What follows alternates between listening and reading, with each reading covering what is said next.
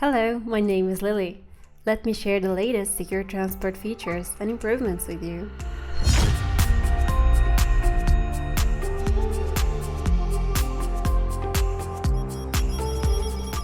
This month, we updated several third-party components that were reported in the National Vulnerability Database, including Apache Tomcat and Jetty. Refer to our third-party software and licenses document for the complete list. As of this release, SecureTransport can now report to Sentinel manual negative acknowledgements for passive transfers by sending a new event state, NACKED.